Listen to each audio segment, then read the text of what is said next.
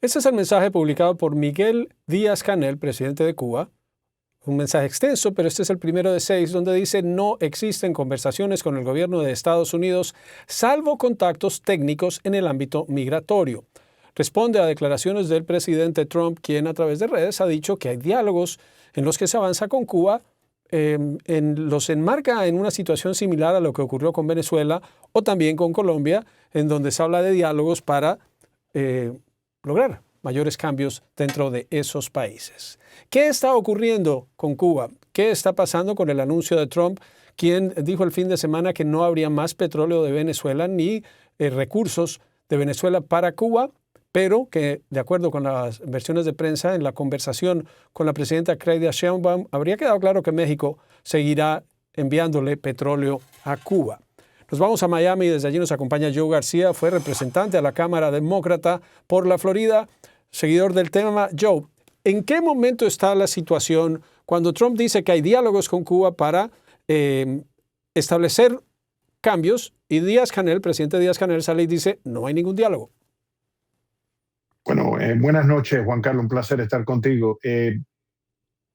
Inevitablemente aquí vamos a llegar a algún tipo de diálogo, ¿no? La presión se ejerce precisamente para ir a una mesa de negociaciones. Y en el caso de Venezuela hubo largas negociaciones a donde a veces el gobierno norteamericano decía que participaba, a veces negaba la presencia del señor Grenell, pero inevitablemente el señor Grenell no solamente consiguió presos políticos, pero también influyó enormemente en los pasos que ha tomado el gobierno y las petroleras en este caso. Yo pienso que en Cuba, muy similarmente, es posible que haya conversaciones, lo niega el presidente Díaz-Canel, no tengo por qué no pensar que eso es real, pero vamos a estar claros, ante que haya una negociación a nivel de Marco Rubio y el presidente de Cuba, Miguel Díaz-Canel, van a haber unas previas conversaciones que me imagino que van a tratar de asentar los puntos que se pueda llegar, pero de que hablaremos, hablaremos, y me parece que el secretario de Estado, Marco Rubio, ha sido bastante claro y consecuente con sus palabras en los últimos días. Decía Trump a través de redes, publicó una imagen donde él aparece como presidente encargado de Venezuela y repitió un mensaje que decía que Marco Rubio sería presidente de Cuba. Esa retórica, ¿cómo cae en el diálogo? Y para quienes creen que Cuba es simplemente una continuación de Venezuela, lo es. La situación de Cuba se va a resolver como la pudo por ahora resolver el gobierno de Washington con esa operación militar. Bueno, a mí me parece que esa no es la intención del gobierno norteamericano. En varias ocasiones el presidente ya ha expresado eso. Pero vamos a estar claros. Yo no comparto la ideología ni el partido de Marco Rubio. Nos conocemos, me considero amigo, aunque somos ideológicamente oponentes. Pero yo no dudo de que Marco Rubio representa a mí y a la abrumadora mayoría de los cubanos americanos en nuestras esperanzas y nuestras ansias sobre Cuba. Y pienso que él está en toda su capacidad para poder negociar cosas de importancia no solamente a la nación norteamericana, pero los cubanos americanos que viven en el exterior, en particular los cubanos americanos que viven en los Estados Unidos. Y yo pienso que él es un símbolo de eso. Igual que yo me imagino que el presidente de Cuba va a ser la persona que representa a Cuba porque no hay alternativa con eso. Indudablemente que el gobierno de Cuba está en control de Cuba.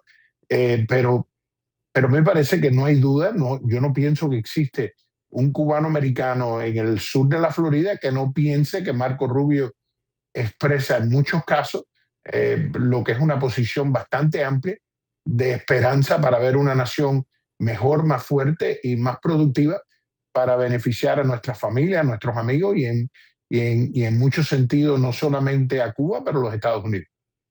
Decía Díaz-Canel hace poco en una reunión que de pronto los problemas de Cuba son responsabilidad de los cubanos, del manejo que han hecho. Eso creo que no genera mucha sorpresa. ¿En qué punto está? Viene siguiendo el tema hace mucho tiempo. ¿Dónde ves este momento de Cuba que lleva 67 años de revolución, 13 presidentes estadounidenses y se ha mantenido? ¿Qué puede ser distinto ahora que no se haya visto antes? Bueno, uno de los grandes miedos que siempre existía de parte del liderazgo cubano-americano era precisamente que nos pasara algo similar a lo que le pasó a los venezolanos. Ahí tenían un premio Nobel de la Paz, un presidente electo por el pueblo de Venezuela, y el presidente básicamente dijo: María Corina, no te vistas que no vas a la fiesta ahora. En muchos sentidos nosotros tenemos a Marco Rubio, que en este tema me parece que es adecuado. Y por el otro lado, y esto tú lo has vivido y ya lo has conocido de parte del liderazgo de Cuba, ¿no? El gobierno de Cuba casi niega la existencia de su exilio o nos acusa de varias otras cosas que no son placenteras discutir. Pero indudablemente que me parece que no hay duda que el miedo ese de que los cubanos se sientan con los norteamericanos y nos quedemos sentados ya no es un miedo que tienen que tener los cubanos americanos. Tenemos ahí a Marco Rubio, que de nuevo no esté de acuerdo con todo lo que dice Marco Rubio, pero me imagino que representa no solamente el gobierno norteamericano como secretario de Estado, pero gran parte, sino casi toda la comunidad cubano-americana en nuestras esperanzas para ver una nación próspera, productiva, que incluya todos los cubanos para el bien de todos esos que tienen un interés para Cuba y para asegurar que la nación cambie a donde se encuentra hoy, que es una situación horrible. Parte de la razón que Cuba se encuentra ahí es indudablemente las sanciones norteamericanas, pero gran parte de los problemas que se encuentran en Cuba es simplemente la ineficiencia de ese gobierno, la falta de capacidad o, como dice Marco Rubio, para usar sus palabras, la incompetencia. De una manera u otra, los problemas de Cuba son existenciales, ¿no?, del gobierno de Cuba. Pero me parece que esto es una oportunidad para todos los cubanos de buena fe sentarse y tratar de encontrar una solución al beneficio de la nación cubana, tanto los cubanos que residen ahí como los millones de cubanos que viven fuera de Cuba. Acuérdate que esto es un país que casi una quinta parte de la nación se ha ido en los últimos 3 años. Y en esas personas no solamente están los que son familiares de los que ya estaban afuera, pero muchos de los que son familiares de los que están dentro. Y en muchos sentidos la flor de la nación cubana vive en el exterior, aunque hay muchísimos buenos cubanos dentro de Cuba.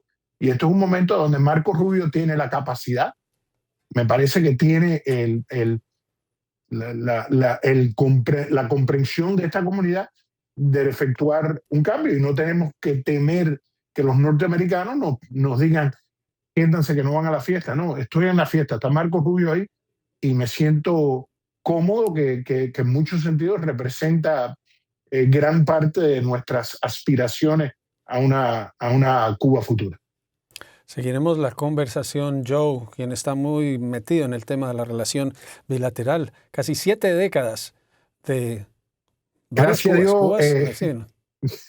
Gracias a Dios no he estado yo vivo por todas esas 7 décadas, pero indudablemente Exacto. estoy llegando ahí. Y en muchos sentidos, Juan Carlos, he enterrado muchos amigos que empezaron esta lucha y me encaminaron a esta lucha. Y me parece que todos nosotros, de buena fe, debemos usar esta oportunidad para encontrar una solución para el bien de la nación norteamericana y para el bien de la nación cubana.